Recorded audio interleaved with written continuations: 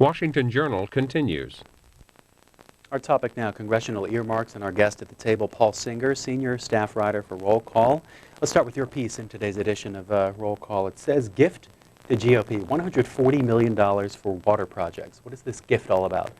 Well, there's a water bill that's been kicking around for several years. They haven't been able to finish it. They started again in the Senate this year, and basically Senator Baucus said that he wanted to set aside $140 million for a project in Montana, and the Republicans said, well, that doesn't seem to us fair. It should be, the same bill as last year. And the Democrats agreed and said, well, okay, well, we'll give you $140 million worth of projects. You can divide those up any way you want to. So they've all agreed that the bill will cost the same that it cost last year, that there'll be no new total dollars, but the dollars that are in the bill will be sort of reshuffled to satisfy everybody now. So these are considered earmarks? Well, it's a philosophical question, but yes, I think they'd be considered earmarks under the new rules. You say philosophical. I wanted to ask you that point. Define an earmark, and who might define it differently than someone else? This is Washington, where we've had discussions over what is the definition of the word is. The problem with these earmarks is it's supposed to be a single member asking for a single project for their district or a constituent in their district. But what exactly does that mean? Well, is it only when there's actual funding as opposed to authorization for funding? That is, these bills, these approve funding, but they don't deliver cash. That's the second step. So which one is the earmark? Is it an earmark if it is an existing project that you're just changing a little bit? That in this case, is it really an earmark if we already approved it last year, it just never became law? All of those questions sort of bounce around, and no one can really tell you what an earmark is. Remind us of how prevalent earmarks have become. How many were out there last cycle, and how much money are we talking about? It's billions of dollars. I don't have a number on how many there are. There is actually now a website that the Office of Management and Budget in the White House, you can go in there and they'll show you in every program of the government how much money is being specifically directed by earmarks in Congress to specific things. And it's billions and billions of dollars, billions of dollars. I think the issue that they're trying to get at now is to combat earmarks through sunshine. The idea is that if members of Congress have to have their name attached to every project, if they have to disclose why they asked for the project, conceivably it will lead them to be shy or a little more retreating in what they ask for. Although I think, as several members of Congress have said to me over the past few weeks, if it's a good project and it's important to your constituents, you're still going to ask for it. What did Democrats have to say when they took over Congress? We start with the ethics and lobbying bill. And what exactly is in place right now regarding earmarks? Well, it depends on where you are. In the House, there are new rules.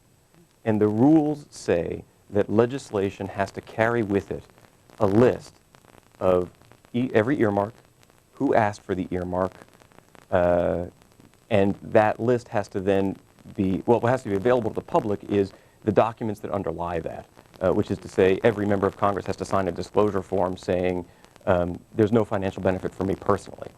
So in the House, that is the existing rule as of the new Congress. You have to disclose the earmarks. You have to disclose that there is no financial conflict of interest.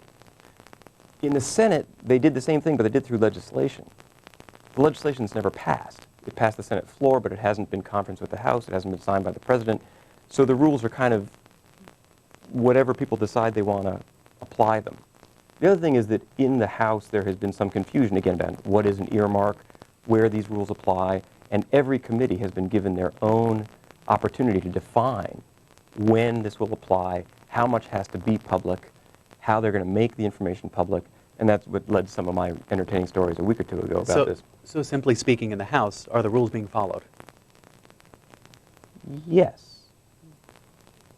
But exactly what rule is the question. I mean, again, the House Appropriations Committee, for instance, has said, well, as usual, get us your earmark requests. But we need you to sign these forms that say there's no conflict of interest. But the members said, well, we're not sure what the definition of a conflict of interest is. What do you mean? So the Appropriations Committee said, well, that's not up to us to answer. Let's ask the Ethics Committee. And the Ethics Committee came up with guidance that said, well, it means, are you benefiting financially? But they didn't say what specifically that meant. So if you're asking for a road project in your district, are you benefiting financially if you, as a member of Congress, have a house near that road and your property values increase? It's not clear from, I don't think that's what they intend, but it's not clear from this rule whether that would be counted as a financial benefit to you. Paul Singer of Roll Call will take your calls in about 5 minutes. He's a senior staff writer. Numbers on the earmark issue are as follows. Republicans 202-737-0001, Democrats 737-0002, and Independents 202-628-0205. Our guest, prior to joining Roll Call in February, worked for the National Journal as an executive branch correspondent. We got a lot to dig into here. First, we wanted to show you some pictures of what's called an earmark drawer The for earmark Republicans drawer. on Yeah, the yeah. House Transportation Committee. Exactly, well, it's a drawer, but exactly what's in there? What's the idea behind this? This was the brainchild of Congressman John Mica of Florida, who's the top Republican on the Transportation Committee. He basically said, well, okay, if we're going to have new rules for earmarks disclosure, let's just make them all public. So any member of Congress who requests an earmark on a piece of legislation going through the Transportation Committee, Mr. Mica said, well, we'll just make all those request letters public. So I went down to the drawer, and sure enough, there's a file drawer, and I said, can I go see these earmark requests? And there are letters from members of Congress saying, please build this road in my district. Please change the definition of the road so I can move the money. Well, after my first story came out, I went back to look at some more, and while I was sitting there looking at another pile of them, the Democratic leadership of the committee called over to Mr. Mica and said, we never gave you authority to release our letters. Please remove them from the public file. Although there's some question amongst the Democrats whether they actually told him to remove them or just sort of suggested that it would be a good idea. So the Republicans then said, okay, and they literally took these letters out of my hands and said, sorry, these weren't supposed to be public. You can still look at ours, the Republican letters, but not the Democratic ones. Since then, there has been a lot of back and forth, and I did get an email actually on Friday from a Democratic spokesman at the committee who said that the letters will be public. Democratic letters will be public.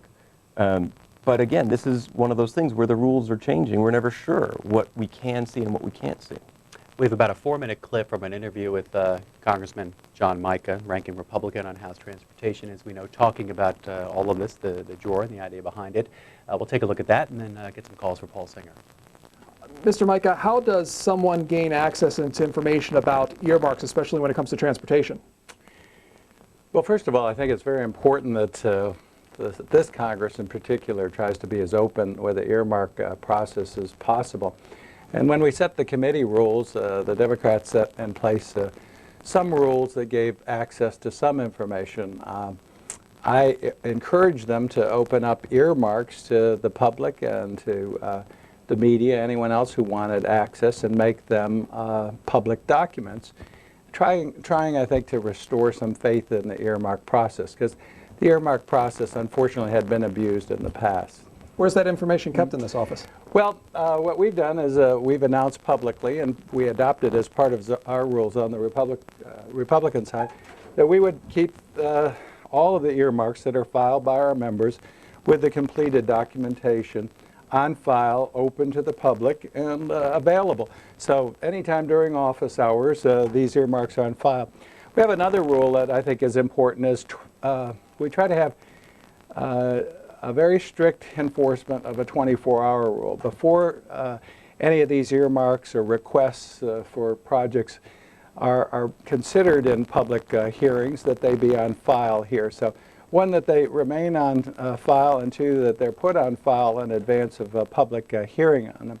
But as you know, earmarks, some of them were put in conference committee in the past at night. Some of them were not submitted through regular process, and some of them were for some very significant amounts of money that caused a lot of eyebrows to be raised. I myself favor earmarks. I think an elected representative, who, particular member of Congress, who actually has a jurisdiction that covers many jurisdictions and localities, can look at projects from a different perspective, submit them on behalf of his constituents or local governments, and then have them publicly heard in Congress, and we can help. We don't fund all of these projects, but sometimes we put in a very significant federal share. So it's open. It's a nice process. It's better than having some bureaucrat down the street in one of these office buildings who makes the decisions about those local projects that are so important. Is it easy for an average person to come in and understand if they were looking through this file? Well, I think it's pretty easy, and the earmark requests are pretty clear, and we have the members sign the request. We have full documentation required. So pretty easy access.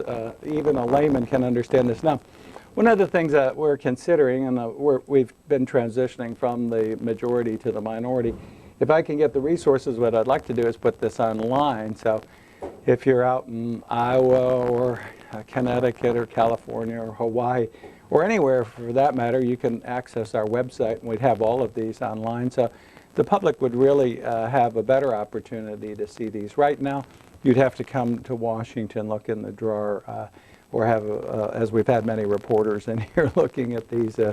But hopefully it will restore some faith in the earmark process. Have you had members of the public come and look through this file? Well, I'm not sure. I've been in here and I've seen. Sometimes I don't know who the folks are, and I don't.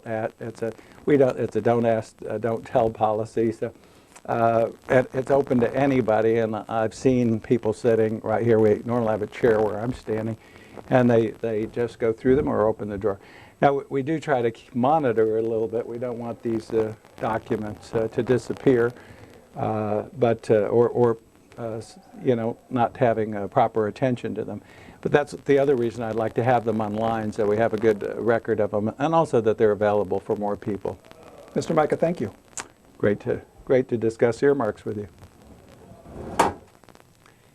So, Paul Singer of Roll Call, what are you expecting from this idea, from this process, as they move forward?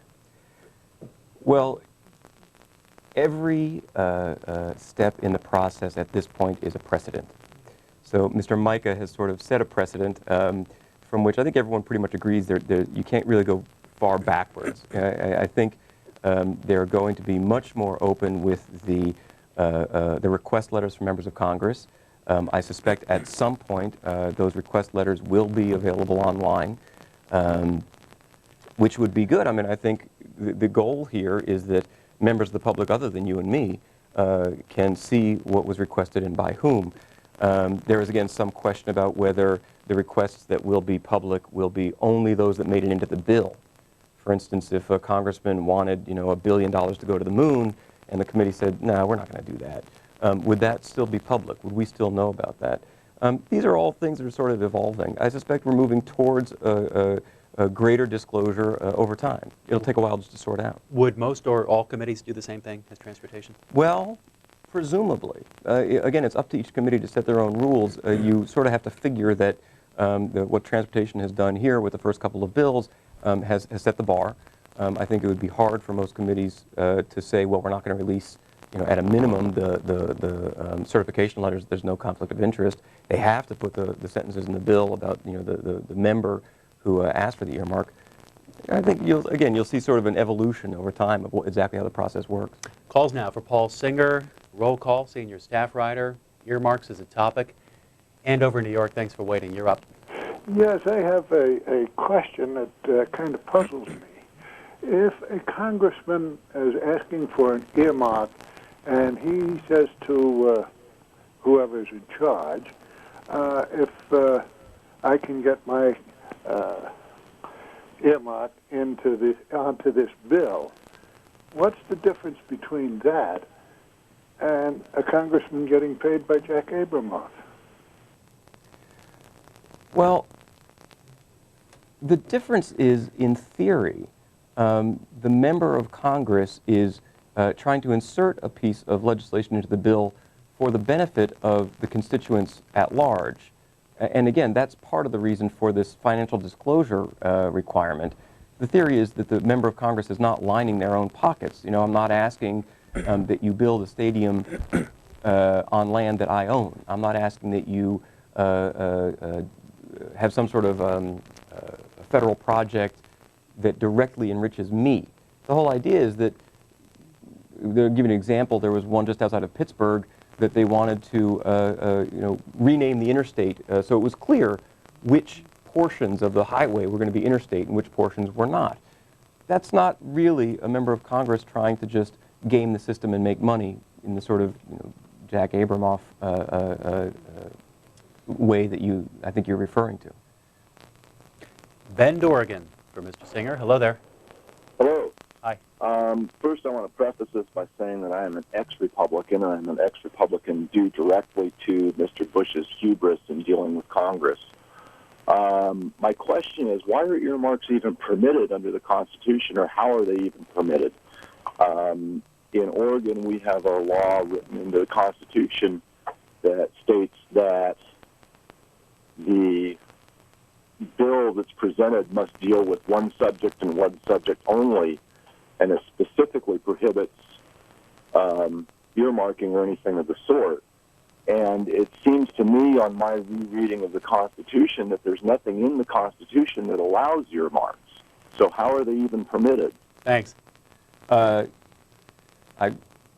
don't remember my Constitution well enough to say this authoritatively, but I'm virtually certain the word earmark didn't show up.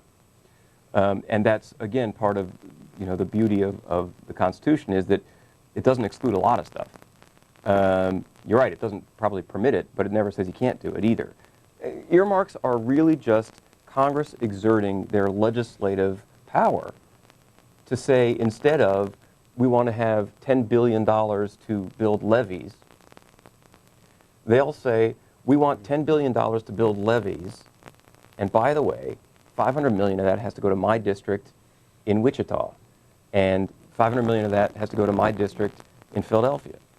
It's simply the Congress trying to distribute the benefits of legislation directly to their constituents, instead of turning that authority over to the Army Corps of Engineers or whoever else it is that would normally build levees. If you gave the Army Corps $10 billion and said, just go build levees, the Army Corps may choose to build one in San Francisco or in Florida, and your constituents in Wichita would be out of luck.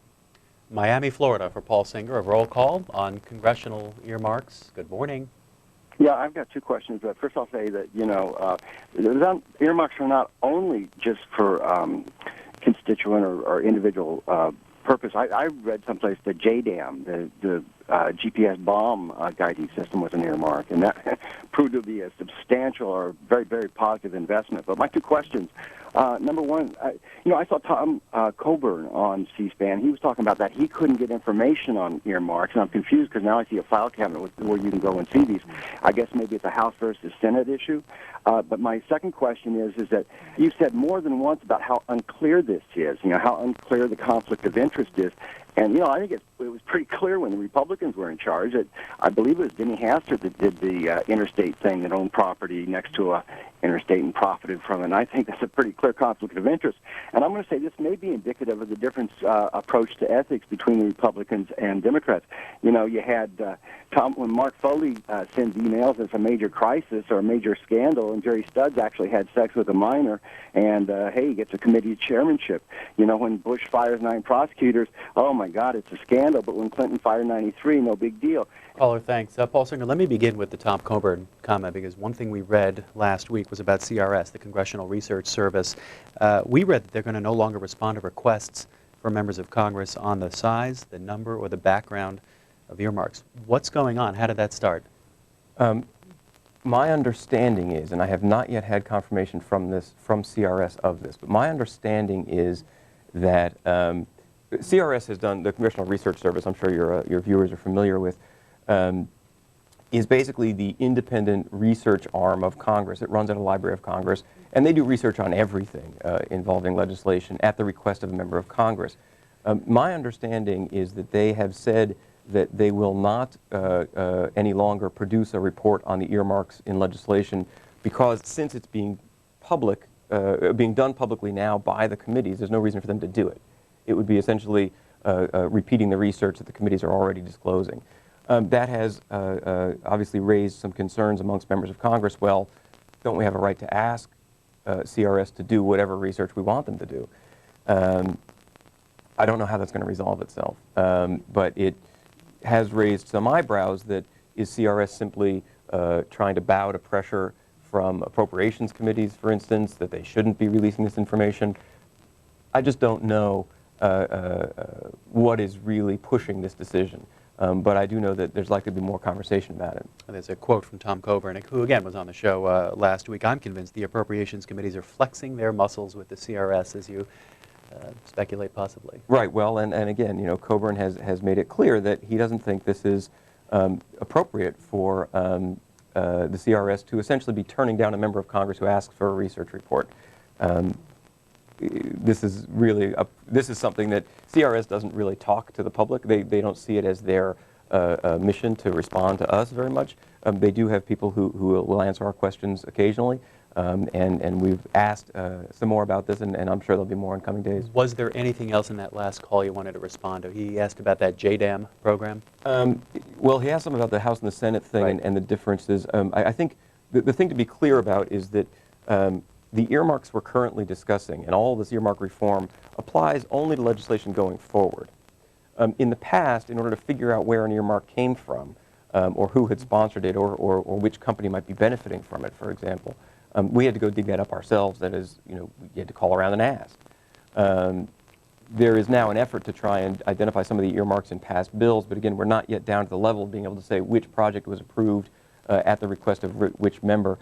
And I do want to again, you know, give the caller credit for this point that I don't think anybody's ever said that all earmarks are bad, right? There can be earmarks that achieve good things.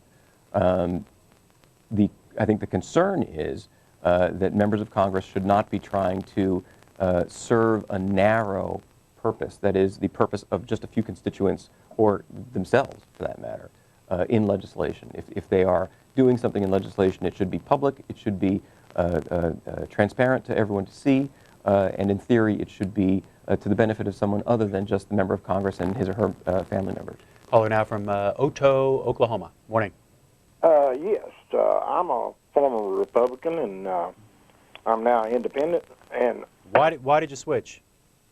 well, I switched when Mr. Bush came in office.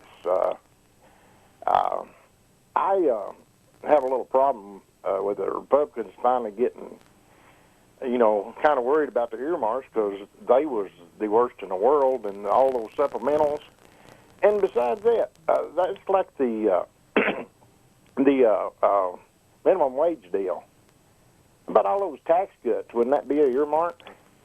Yeah, well, and now, go ahead. I'm sorry, caller. And Mr. Bush, another thing, he hadn't vetoed anything the Republicans wanted to do, and now he's talking about vetoes.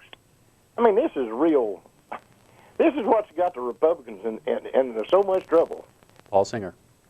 You know, the caller sort of hits on this topic of, you know, wouldn't that be an earmark? I got an email late Friday from one of the Republican organizations raising concerns about a bill, a standalone bill, to provide $1 billion and change for the Washington regional metro system, the subway system here. And the argument was basically it's the biggest earmark in the world because it is an attempt by the local members of Congress to just, you know, bring pork back to their district. Again, you touch on the point. What is an earmark? Is that an earmark, providing legislation to fund the metro system? Is that the earmarks we intended to disclose? Is that the earmarks we were concerned about? This is what I mean about this whole discussion going on. There are people who have very different views of exactly what an earmark is. There are folks who said to me that there was really no need to disclose earmarks on this water bill that we were discussing earlier because they don't really count as earmarks. It's again, it's authorization for a project. It's not funding for the project. It's kind of like giving a driver's license to your kid. The kid can't drive unless they have a car. All we're doing is giving a driver's license for these projects. We're not actually, you know, allowing them to go forward right now. It seems to me a fairly narrow distinction, but that's part of what still has to shake out as we go forward in this process. Caller from Cedar Falls, Iowa now for Paul Singer, a roll call. Hi there. Hi. The gentleman, I don't mean to insult him, but you had a call, a few calls back, and that gentleman was correct about it being unconstitutional. And your guest here, you demonstrated something that is rampant across the United States, is misunderstanding of the Constitution. Okay. Fill us And in. what I'm trying to get at here is the Constitution, if it does not expressly grant the authority to the United States government to do something, it cannot do it. And this is inherent in the Constitution. It is in enumerated powers, but it's also expressly stated in the 10th Amendment of the Constitution, where any powers that is not given to the United States government or not expressly denied to the states shall be relegated to the states and to cities, etc. Paul Singer, what do you think? Yeah, well, I'm not a constitutional scholar. You know, my understanding of the way this works is that Congress has the authority to pass what laws it deems necessary that are not in violation of the Constitution. I don't know that anybody has actually determined earmarks to be unconstitutional. I plead ignorance, again, to the con law theories here, but I leave that open to other people. I, as I say frequently, am just a reporter. Our guest, Paul Singer, senior staff writer for Roll Call. Prior to that, he worked for the National Journal. He's worked as the head of the Cleveland Bureau of the Associated Press, covering the corruption trial of Congressman Jim Traficant, the Democrat of Ohio. Worked for the UPN, led under Vice President Al Gore. And here's a fun fact. Started his first newspaper when he was 9 years old. Yeah. A one-page, handwritten sheet delivered to a few houses on his block. How did that work out, and how did you get the bug so early? I think we were just kind of bored one summer, and it was actually a disaster as far as the news business goes. I think the thing lasted 2 or 3 weeks, and then one of my neighbors, being a nice guy, gave me a bigger piece of paper. Said, "Oh, why don't you write it on this stuff?" And so suddenly we had to quadruple the amount of news we were trying to produce, and we didn't have the capacity to do it. It was all handwritten stuff. You know, I just always knew what I wanted to do. I've never wanted to do anything else. Native of Pittsburgh, graduate of Kenyon College in Ohio. Our next call here from Wisconsin. Help me with the name of your town, please. That's Oconomowoc. Go ahead, please. Hi, Mr. Singer. I had a question, and why I'm in love with the idea of the transparency of this, the idea here. My question was, and I've always been taught, follow the money. And my question is, do the lobbyists that are involved in a lot of these proposed ideas that are approaching the Congress, are they actually called out or named specifically in these files as to, you know, their participation in bringing these ideas forward? Nope. I mean, the simple answer is no. If you look at the earmark requests, it will say, we want to do the following thing for the following reasons, and it benefits the following group. Well, I mean, usually it'll say, for the benefit of my district or for the economic growth of my district. You can occasionally figure out who is lobbying for these things. Keep in mind that even for things like a levee or a road, frequently there is a lobbyist for a city. There's a lobbyist for the state. There may be a lobbyist for the State Department of Transportation. There may be a lobbyist for the local road builders association. There may be a lobbyist for the Chamber of Commerce that's interested. So any or number of those people may have provided the idea or even provided the legislative language to the member of Congress. But no, none of that's disclosed. North Little Rock, Arkansas. Thanks for waiting. Hi there. Good morning, Paul. Morning. Good morning, sir. Now, I got to say good morning to Dan and Shirley down there in Texas this morning. And I got two things this morning. The number one thing here, Paul, put your pencil there to work. I've got it here. All right. Diane Both of us. Feinstein. Yeah, both of you, both Yeah, Pauls. both Pauls, right? Yeah. Diane Feinstein just had to resign her subcommittee seat because they've been funneling money to her husband's company. Check that out. And also, the way the Democrats are going to get around these, earmarks, all they have to do, their rule states, all they got to do is go to their chairman and tell the chairman, and you know this, I believe, you almost let it out there a while ago, but you just didn't quite pull the trigger on them. All they got to do is just go to their chairman and tell their chairman what they want, and it's not considered an earmark. I believe if you'll check that out, you'll have rooted out the Democrats. And I used to be a Democrat till I got tired of our party murdering the babies. Y'all have a good day. Paul Singer, if a chairman add some extra money. Is that on behalf of a member? Is that considered an earmark? Yeah, yeah, it is. The rules, I've got a copy of them here, but there's no point reading through them. I mean, basically, the rules are pretty clear. What it says is that any bill has to have a list of all earmarks. The caller raises one point that's interesting that someone else pointed out to me, is that the way the rules are written, it is not clear that the bill could be rejected if the earmark list is wrong, that is incorrect. So for instance, if 20 of us had earmarks in the bill and the bill only reports 19 of them, it's not clear that that would be a point of order that could stop the bill. I think it's pretty clear that's not the intent. The intent is to include everybody. And it's pretty clear, I believe, that members, the chairman can't just sort of sneak stuff in by themselves either. Even the chairman, in fact, in several of these file drawers that Mr. Michael was showing us earlier, there are, in fact, earmark requests from the chairman of the committee signed and dated. So they're making some effort at it. An editorial cartoon in your publication, Paul Singer, Roll Call, looks like this. Big picture of an Easter egg. It says Iraq emergency spending bill. You can see the Capitol and the Easter bunny there, but sticking out of the left side of the egg here, or the bottom of the egg, is a pig to indicate so-called pork. On this emergency spending bill, $120 billion plus on the House side, Senate side. Of those who criticize the bill, what would they say is the percentage of pork in that bill? Oh, I don't know the percentage of pork in that bill. I mean, it's several $100 million worth.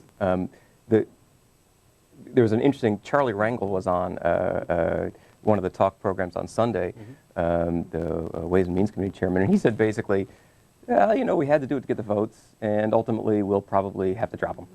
It just, politics is still politics, and if you can't get the votes for what you want to do on a strict policy line, you add sweeteners for your members, and you get the votes that way. Nothing has changed here. I think what's changed here is you're getting some disclosure of who's asking for what sweeteners. And then it is, again, up to the American public to decide whether that's appropriate. So were the earmarks in this House and Senate supplemental, have they been disclosed? Are they supposed to be disclosed? No, because they went prior to most of the rules taking effect. There's some question about whether supplementals fall under the guidelines. We found out what most of them are. In fact, again, several of the members have sort of claimed them. If I remember correctly, it was Sam Farr of California had $25 million for the spinach industry that was devastated by the E. coli outbreak. Again, we have ways of finding this stuff out. This is what we do. But as the process evolves, presumably it'll become more transparent and easier for people at home to just log onto a website someplace and find out. A couple of emails. Republicans and the president are suddenly viewing in horror the amount of pork surreptitiously placed into the two emergency spending bills because Democrats needed to buy the votes to get the bills passed. Doesn't it follow that at least some of that pork was demanded by Republicans in order to buy their votes in the two emergency spending bills? Most of the Democrats were on board anyway and didn't need to be bought off. So why are Democrats taking all the heat? Because they run the Congress at the moment. I mean, when you are in leadership, whether you're a Democrat or a Republican, you will be seen as responsible for whatever legislation passes. And you'll be seen for whatever flaws are on that legislation. Rightly or wrongly, that will simply be because Nancy Pelosi controls the agenda in the House, Harry Reid controls the agenda in the Senate, and to some degree they have a pretty broad authority to decide what will and will not be allowed in a bill. Here's another one. Are earmarks used solely for financial reasons? Is the addition to the Patriot Act allowing A.G. Gonzalez to name U.S. attorneys without Senate confirmation considered an earmark? So policy language they're asking.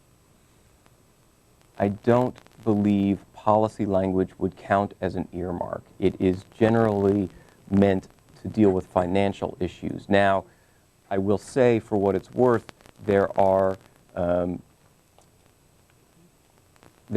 earmarks that have, for years, been major policy battles. To give you an example is the CAFE standards, the automobile fuel efficiency standards. That has been managed for years by an earmark on a piece of legislation that says the Transportation Committee shall not spend any money to set new standards. We usually call those riders instead of earmarks because it distinguishes sort of the policy elements from the financial cash elements. Whether this whole earmark reform thing will begin to apply to those riders, I simply don't know, but it would be interesting. Back to calls for Paul Singer, Arcata, California. You're up now. Hi there. Hello. I was just, I don't know, I was going to ask another question, but now I'm kind of curious about why there's so much concern about earmarks now that the Democrats are in power when, you know, like when the Republicans were in power and they put their earmarks on there was nothing said about it. Well, Democrats have made this an issue. Democrats themselves ran during the campaign on what they called the Republican culture of corruption, and their campaign platform was, we will bring more transparency to the process and root out corruption.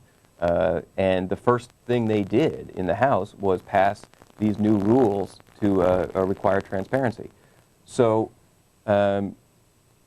if the Democrats are being held to a higher standard than the Republican leadership of the prior Congress, to some degree it's because the Democrats have asked to be held to a higher standard.